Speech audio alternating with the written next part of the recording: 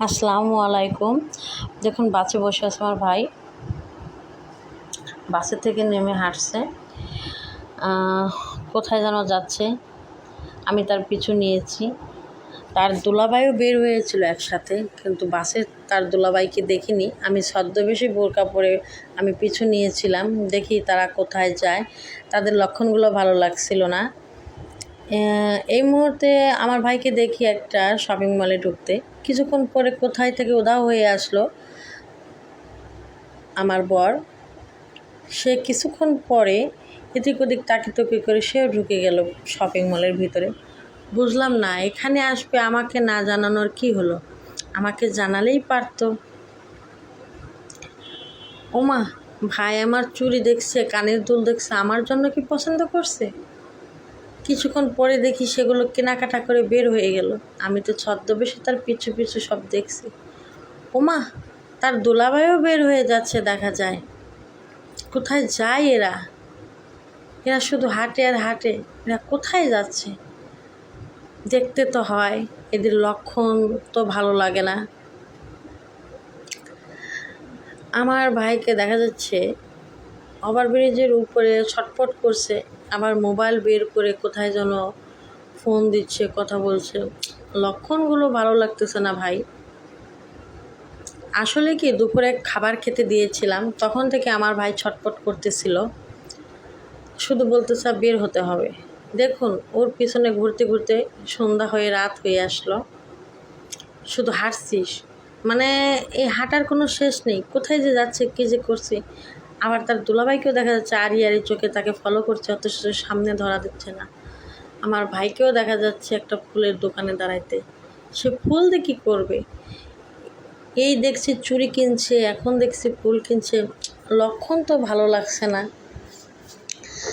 আসলে কি গাইস, আমার বাবা আমাকে ফোন দিয়ে বলেছিল, মুক্তা, কিছুদিন ধরে তোর ভাইকে আমার ভালো লাগছে না, মাঝে মাঝেই শুধু ঢাকা যেতে চায়, তুই একটু দেখিস তো ও কেন এত ঢাকা যেতে চায়। বললাম যে আচ্ছা ঠিক আছে। দুপুর থেকে সে বাইরে বের হওয়ার জন্য অনেক বায়না করছিল। বিকেলবেলা যখন বের হলো, তার সাথে সাথে দেখলাম তার দুলাভাইকেও বের হয়ে যেতে।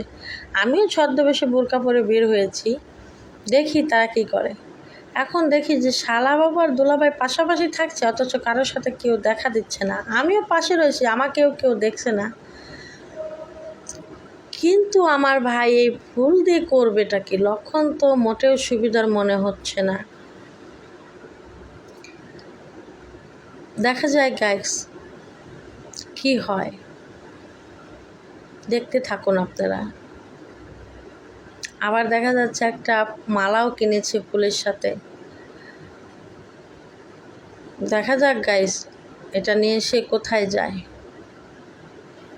আবার সে হাঁটা ধরলো, তার পিছু পিছু আমিও হাঁটা ধরলাম। সে হাঁটছে তো হাঁটছে, তার হাঁটার কোনো শেষ নেই। সে কোথা থেকে কোথায় যাচ্ছে। এর ভিতরে তার দুলাভাইকেও দেখা যাচ্ছে পিছু নিচ্ছে আড়ি আড়িভাবে। আর আমিও আড়ি আড়িভাবে তাদের পিছু নিয়েছি, অথচ কেউ কাউকে চিনছে না।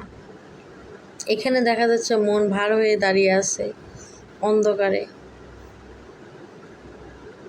এখানে হয়তো কিছু একটা। এখন আবার দেখছি কাউকে ফোন দিচ্ছে, ছটপট ছটপট করতেছে। না, ভাইটাকে এই অবস্থায় দেখে আমার মোটেও ভালো লাগতেছে না। কি হলো ভাইটা? আর আমার ভাইটা এমন করছে কেন? কোনো জায়গায় সে স্থিরভাবে দাঁড়াইতে পারছে না। এখানে সে মন খারাপ করে দাঁড়িয়ে আছে, আবার হাঁটছে। সে আসলে কি চায়? হেঁটে হেঁটে সে কোথায় যেন একটা যাচ্ছে, আমিও তার পিছু পিছু যাচ্ছি। দেখি সে কোথায় যায়। দেখলাম কোথাও একটা বসেছে, বসে সে কোথায় যেন কথা বলছে। আর ওই দিকে তার দুলাভাই তাকে খুঁজছে, সে কোথায় গেল।